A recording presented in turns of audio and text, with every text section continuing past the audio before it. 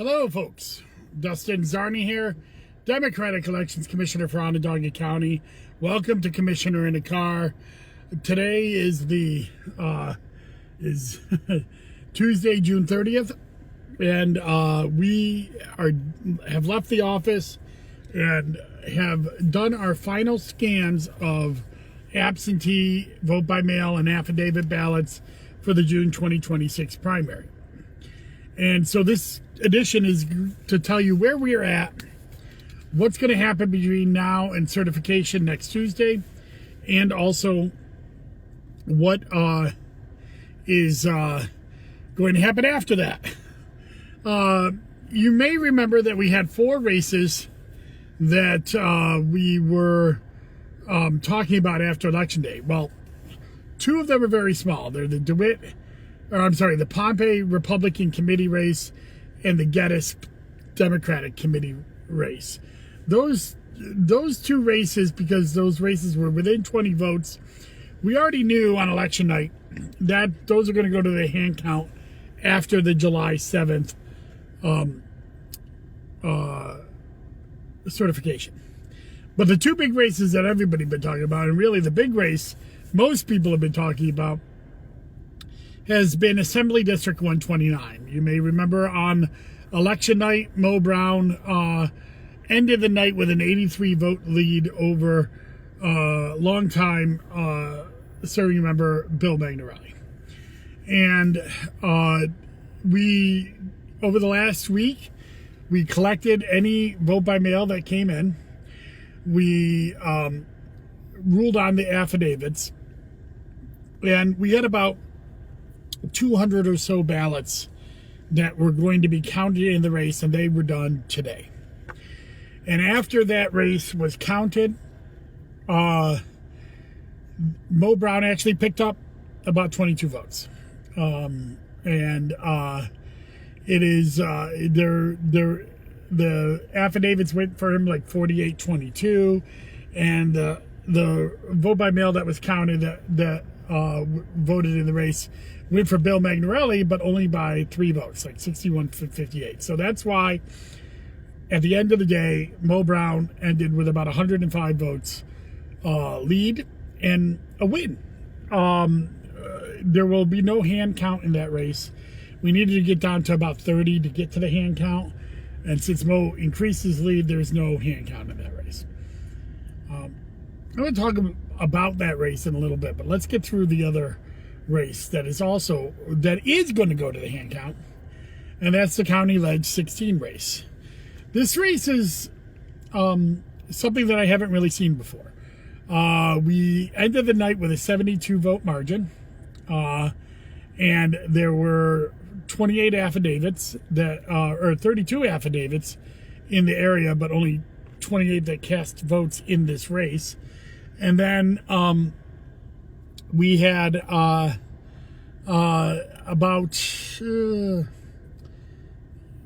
80, 90 or so vote by mails that had come in. And when the affidavits were done, Charlene Tarver, who was leading by about 72 votes, picked up 14 votes, and Nyatwa Bullock picked up 14 votes. However, when the absentees and vote by mails were done, we saw all but 3 of those ballots go to Nene Bullock. That brought her within a 5 vote margin on County Leg 16. So it's under the 20 vote margin, even though it's over the 0.5%, because it's under the 20 vote margin, we will have a hand count in this race. The oddity here is that there's still another 22 ballots that have not been received by the board. Well, the ballots have been received by the Board of Election, but we already ruled that those signatures do not match. And by New York law, on June 24th, once we got them back, because these are all ballots that arrived pretty much at the polling places on Election Day. The ones that didn't have matched signatures, we sent them letters saying, we got a ballot from you, signature doesn't match. Is this something you want to cure by signing this cure notice? None of those have come back as of today. But those 22 could determine the outcome of the race, but the hand count will determine the ultimate outcome, and that starts probably on July 8th.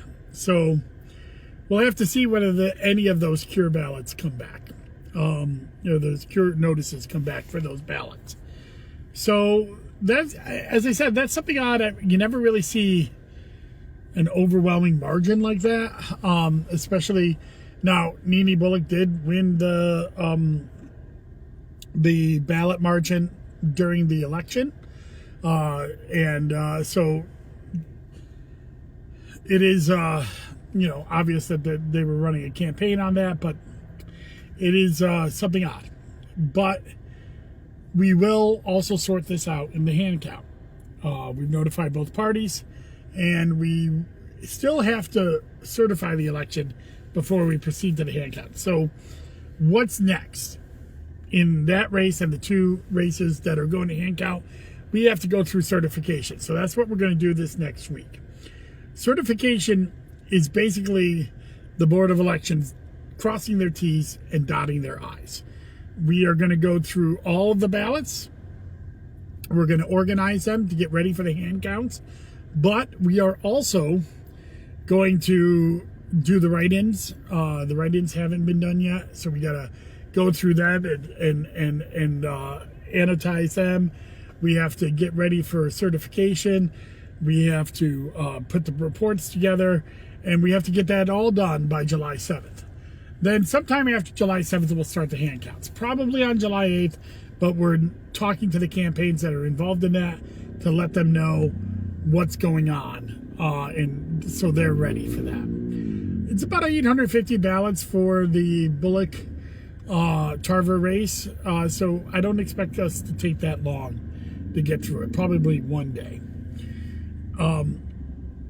Now 5 votes seems very close, but that doesn't mean that you can expect a lot of changes in the hand counts. What we've seen in past hand count years is that the ballots that can be changed are people who circled the oval or did a very light mark in there, especially on vote by mail ballots.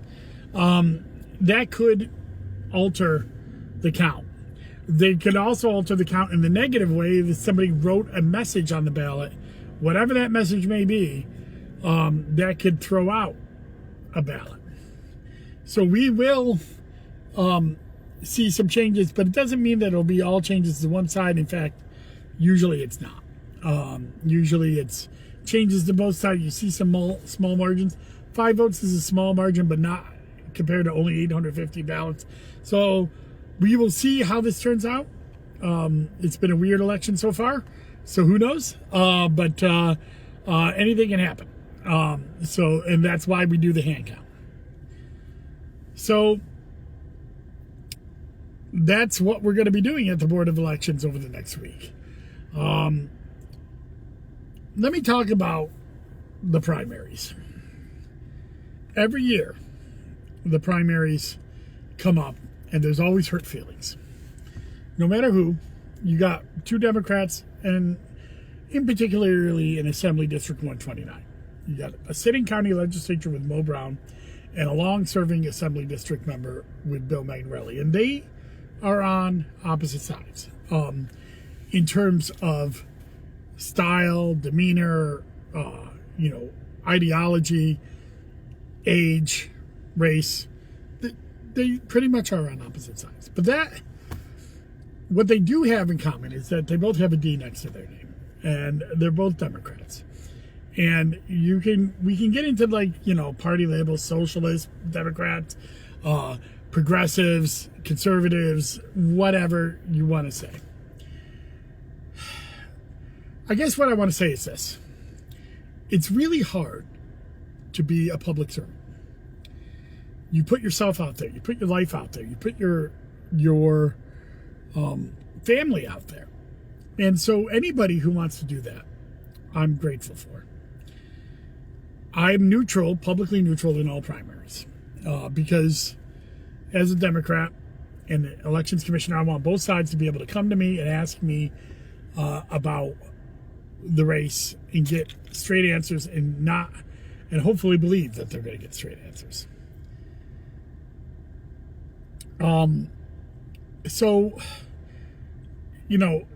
But they're also like people I've known for a long time, on all sides. when people lose, there's going to be hard feelings. And when people win, there's going to be overjoy. But that doesn't mean that people should stop seeing the big picture here. The Assembly District race is one race. There's going to be many on the ballot. It's also only going to be there 2 years. So if you don't like the outcome, 2 years from now, there can be another outcome. 4 years if you're in other races in this county. So it's important, and I just want to say, Bill Magnorelli put out a very classy statement today, conceding the election. He didn't have to. He could have contested it. He could have fought it, but he didn't do that because he's a Democrat, and he believes in elections. And I respect Bill a great deal for that statement and for allowing the party to heal and start moving forward. Now, Mo Brown still has to win the general election. While it's a district that has supported Democrats overwhelmingly in the past, and seemingly the registration of the district seems to tilt his way. That being said, it's like an open seat now. And the party, he's going to have to introduce himself to more than just Democratic primary voters. He's going to have to run a real campaign. And while I believe both of those candidates would have done so, it's something that he's going to have to do. So this race is not over. Primaries don't always determine the final vote, even in overwhelmingly Democratic districts. So I do hope that everybody will rest from these primaries